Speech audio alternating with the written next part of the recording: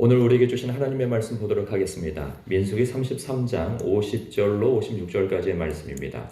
생명샘과 9월 25일 월요일 말씀 가나안 땅을 제비 뽑아 나누다 함께 읽겠습니다. 여리고 맞은편 요단강가 모압 평지에서 여호와께서 모세에게 말씀하여 이르시되 이스라엘 자손에게 말하여 그들에게 이르라 너희가 요단강을 건너 가나안 땅에 들어가거든 그 땅의 원주민을 너희 앞에서 다 몰아내고 그 새긴 석상과 부어 만든 우상을 다 깨뜨리며 산당을 다 헐고 그 땅을 점령하여 거기 거주하라. 내가 그 땅을 너희 소유로 너희에게 주었습니다. 너희의 종족을 따라 그 땅을 제비 뽑아 나눌 것이니 수가 많으면 많은 기업을 주고 적으면 적은 기업을 주되 각기 제비 뽑은 대로 그 소유가 될 것인즉 너희 조상의 지파를 따라 기업을 받을 것이니라. 너희가 만일 그 땅의 원주민을 너희 앞에서 몰아내지 아니하면 너희가 남겨둔 자들이 너희의 눈에 가시와 너희의 옆구리에 찌르는 것이 되어 너희가 거주하는 땅에서 너희를 괴롭게 할 것이요 나는 그들에게 행하기로 생각한 것을 너희에게 행하리라. 아멘. 오늘 말씀은요, 가나안 땅을 정복하기 위해 들어가기에 그 앞서서 이스라엘 백성에 대한 하나님의 당부와 명령을 하시는 장면이죠. 그 명령을 보면요, 그 당부가 될 수도 있겠죠. 너희가 요단강을 건너 가나안 땅에 들어가거든 그 땅을 점령하여 거기 거주하라 말씀하세요. 그리고 54절에 보니까 너희의 종족을 따라 그 땅을 제비 뽑아 나눌 것이니 아직 땅을 얻지도 않았는데 이미 다 얻은 것처럼 점령하여서 얻은 것처럼 들어가기에 앞서서 그 땅을 제비 뽑아 나누고 그 수요가 많은 대로 땅을 분배해서 기업으로 주라 그런 말씀까지 하고 있어요. 굉장한 자신감이죠. 그러니까 하나님의 말씀은 곧 그 말씀이 자체가 결론이 되어진다는 말씀이에요. 전능하신 하나님, 온 우주 만물을 창조하신 주님께서 말씀하신다면 그 말씀이 곧 결론이라고 하는 것이죠. 그래서 53절에 보니까 마지막 절에 내가 그 땅을 너희 소유로 너희에게 주었다고 하는 것이 이유가 된다는 것이죠. 그러니까 하나님의 것을 하나님께서 주신다는 거예요. 그리고 아직 차지하지도 않았지만 하나님께서 주셨다라고 한다면 이제 그것을 너희가 차지하여 갖게 될 것이다 라고 하는 말씀을 해주고 계시는 거예요. 그러니까 그들은 아직 쳐들어가진 않았어요. 점령하기 위해서. 이제 쳐들어갈 거예요. 그런데 그들이 하나님께서 아무리 주신다고 하지만 그들이 가서 싸워야 하는 장소란 말이죠. 가나안 땅은. 이 말씀을 보면 마치 그런 말씀이 생각납니다. 예수님께서 제자들에게 남겨두시는 말씀이 있는데 요한복음 16절 33절에 있어요.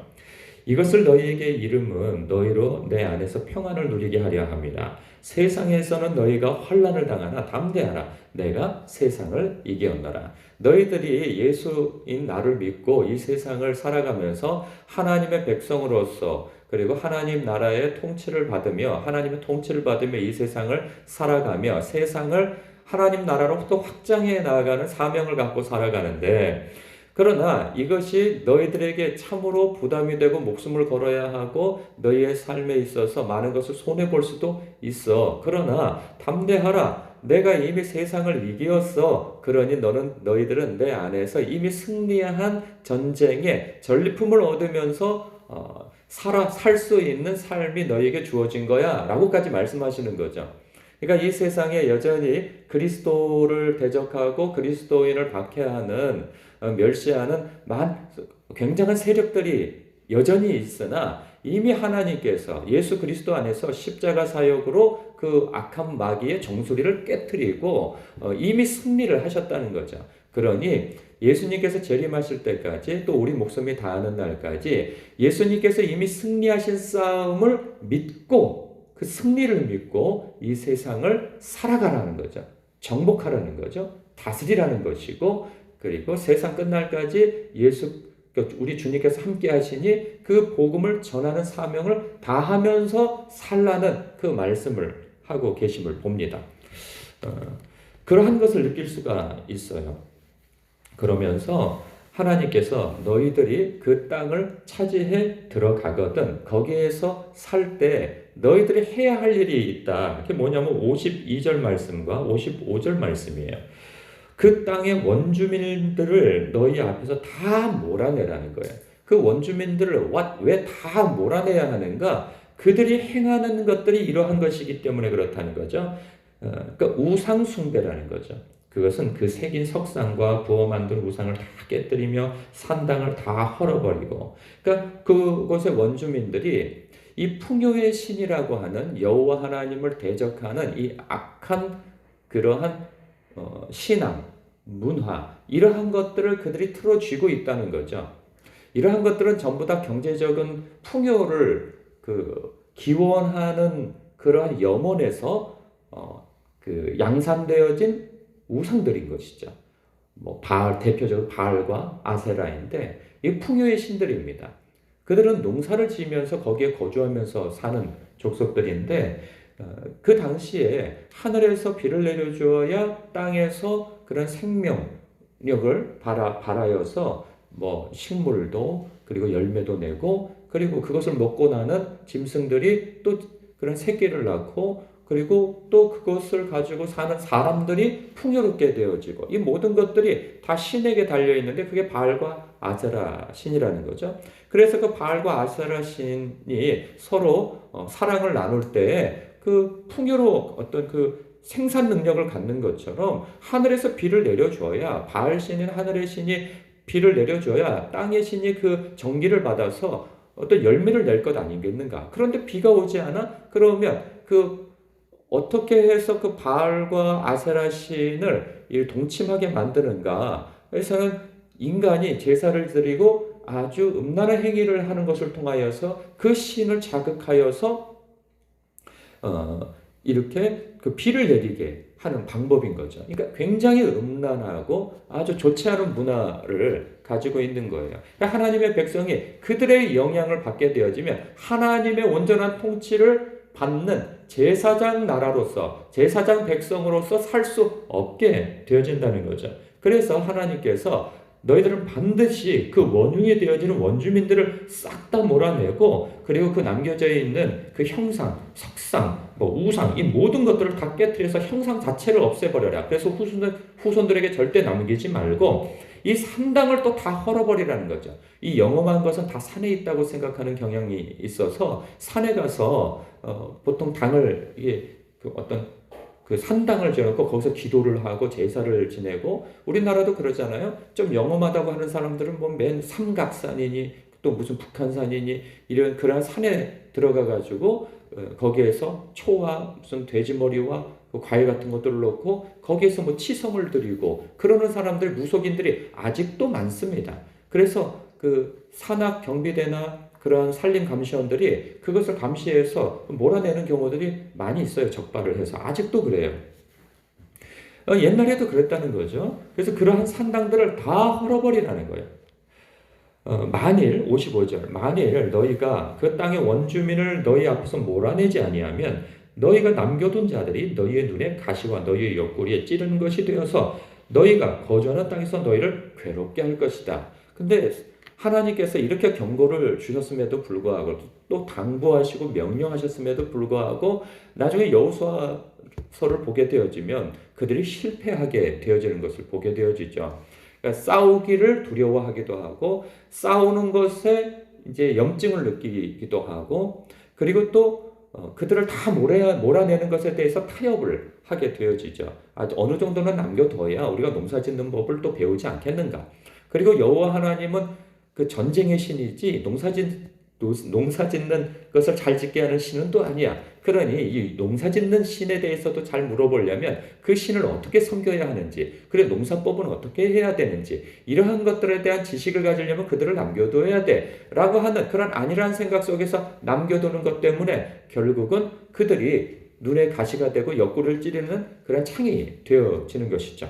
나중에는 그들이 세력을 확장하게 되어집니다. 남겨준 자들이. 그래서 결국은 그들에 의해서 늘 그 침략을 당하게 되어지고 항상 힘이 강할 수가 없잖아요. 왜? 하나님이 함께 해주셔야 하나님만을 온전히 섬겨야 하나님으로부터 말미암는 도우심이 있을 것인데 그들이 자기의 능력과 힘으로 하나님의 능력과 힘이 있지 않아도 우리의 능력과 힘으로 먹고 살 만한 기반을 닦아 놓으려고 하는 그러한 열심들을 내게 되어지거든요. 변질되어져 가면서.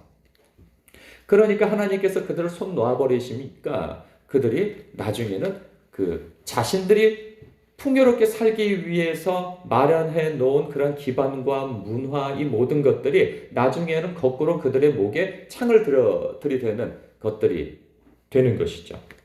저는 오늘날 이것이 무엇일까 생각해 봅니다. 이 말씀을 듣고 이 새벽 예배에 참석하는 여러분들 같은 경우에는 여러분들이 우상을 섬기겠습니까? 불당에 가가지고 혹은 점집에 가가지고 오늘의 운세 따위를 보면서 혹은 타로점 같은 것을 보고 주역 같은 것을 하면서 여러분들이 여러분의 그 기흉을 점쳐보려고 애쓰는 분들이 여기 계시겠습니까? 그런 분들은 없어요. 우리는 그런 것에 대해서 어떤 유혹을 받거나 그러진 않습니다. 그런데 우리가 정말로 조심해야 할 것들이 있어요. 악한 마귀는 오늘날은 성도들을 그러한 것으로 정신없는 사람들은 지식이 없고 정신없는 사람들은 그러한 것으로도 유혹을 받겠으나 오늘날은요 그러한 것으로 유혹을 하지 않습니다. 세상 문화를 통하여서 성도들의 가치관과 생각을 점령해 들어가려고 하는 거죠. 오늘날 제가 볼 때는 가장 문제가 되어지는 것은 무엇일까 하면 손에 들린 핸드폰입니다. 이 핸드폰이 우리의 마음과 정신과 시간을 엄청 빼앗아 가버리는 것이죠. 그런데 이것이 심각한 것이라고 생각질 않아요. 사람들의 마음에 공허함이 있으면 이것을 통하여서 쇼핑을 하고 아이쇼핑을 하고 그리고 이것을 통하여서 세상 노래를 듣고 또 이러한 것을 통하여서 맛집 투어나 또 먹방이나 그리고 또 노래를 통하여서 쉼을 얻으려고 해요. 이런 것이 물론 다 나쁜 건 아니에요. 그런데 문제는 뭐냐면 하나님을 기뻐하고 즐거워하는 가운데 우리가 말씀을 통하여서 기도를 통하여서 예배를 통하여서 하나님 안에서 누려야 할 기쁨이 있고 안식이 있고 쉼이 있고 하나님을 즐거워하는 가운데에서 우리가 얻는 안식이 있어요. 그런데 우리가 그러한 하나님 안에서 얻기보다는 그것을 세상에서 얻으려고 하는 거죠. 그러니까 우리 손에 들려있는 그것으로 온통 마음을 거기에 쏟아 붓는 거예요. 사람들은 얘기합니다. 기도할 시간이 없다고 그러고 그리고 말씀 볼 시간이 없다고 그래요. 그리고 예배드릴 짬이 안 난다고 그래요. 그런데 그 손에 들린 핸드폰을 보는 시간은 참 어마어마합니다. 틈틈이 그것을 들여다보는데 그것을 다 합쳐보면 하루에 최소한 2시간, 3시간도 되어져요. 그런데 그 시간을 쪼개서 하나님 앞에 나아갈 시간은 없는 것이죠. 이것은 심각한 것입니다.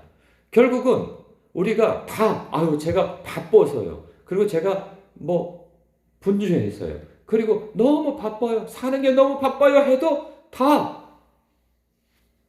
누구죠? 이명웅 씨. 그 노래 들을 시간은 다 있고 요즘에 무슨 프로를 하는지 모르겠어요. 어쨌든 오락 프로니 뭐니 그런 것들 주로 섭렵하고 그리고 또 이 아이쇼핑을 하는 그러한 것들은 1시간, 2시간을 해도 시간 가는 줄을 모르고 그러한 것들을 다 들여다보고 하지만 그 시간에 말씀을 읽는다든가 기도한다거나 이러한 시간에 있어서는 인색하게 되어지는 거죠. 그러면 우리는 점점점 하나님과 멀어지게 되어지는 거예요. 우리는 점집에 가지 않고 우상 숭배를 하지 않고 불당에 가서 절하거나 이러한 일은 하지 않아요. 그러나 우리는 자신도 모르게 이 세상 문화 속에서 하나님과 멀어지고 있다는 것에 대해서는 경각심을 갖지 못하는 경우가 굉장히 많다는 것이죠. 그러면 보세요. 56절에 나는 그들에게 행하기로 생각한 것을 너희에게 행할 것이다. 하나님께서 행하시지 않아도 자기 스스로 멀어진다는 거예요. 하나님 앞에. 점점점 멀어져서 나중에는 기도하는 것도 어색하고 그리고 앉아서 예배드리는 것도 힘들고 성경도 안 읽혀지고 이렇게 되어지는 거죠. 그러면 어떤 현상이 벌어지는가? 이런 현상이 벌어집니다. 오늘날은요. 세상 사람들이 기독교인을 대적하지 않습니다. 누가 기독교인을 대적하냐면 교회 안에 육적인 그리스도인들이 영적인 그리스도인들을 대적해요. 너무 그렇게 심하게 믿지 마. 너무 그렇게 교회 열심히 너무 지나치게 기도하지 마. 너무 이걸 얘기하는 사람들은 육적인 그리스도인들이 얘기합니다.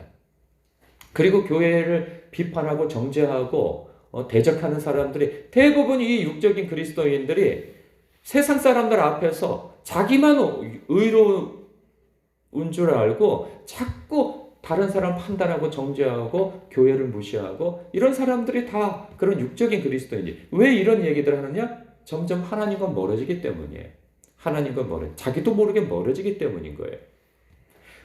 여러분, 우리는 말씀을 통해서 스스로를 점검해 봐야 합니다. 내가 이거 뭐 복잡하게 할 게 없어요. 내가 요즘에 말씀을 보는 것을 왜 멀리하고 있을까? 그리고 기도 생활을 내가 왜 멀리하고 있을까? 그러니까 내가 기도 생활을 멀리하고 있다면, 게을리하고 있다면 자기 자신을 점검해 봐야 되는 거예요. 무엇이 내가 말씀을 가까이 하는 것에 시간을 낼 수 없게 만든다면 그 원인이 무엇일까를 우리는 들여다봐야 돼요. 우리는 복잡하게 생각할 게 없어요. 하나님과 내가 점점 말씀과 기도로서 거룩해져야 하는 것인데 그것으로부터 멀어지고 있다면 내가 영적으로 지금 문제가 생기고 있다는 사실입니다. 여러분, 오늘도 이 말씀 안에서 점검해 보시기 바랍니다. 우리는 하나님의 나라는 이제는 침노에 들어가야 할 우리들입니다. 이전까지는 천국에 대한 예표로서 가나안이 설명되어졌다면 이제는 이 오늘 말씀에서의 가나안은 하나님의 말씀의 통치를 받는 그런 하나님의 백성으로서 그런 하나님의 나라를 예표하고 있어요. 통치적 개념에서. 내가 하나님의 말씀의 통치를 이 세상에서 잘 살아내고 통치를 받으며 살아내고 있는가? 우리 스스로를 돌아봐야 하는 것입니다. 나는 무엇 때문에 하나님의 통치를 잘 받지 못하고 있는가? 이것을 여러분 묵상하시면서 돌아보는, 그래서 주님 앞에 한 발 더 나아가게 되어지는 묵상의 시간이 되시기를 주님의 이름으로 축복합니다. 기도하겠습니다.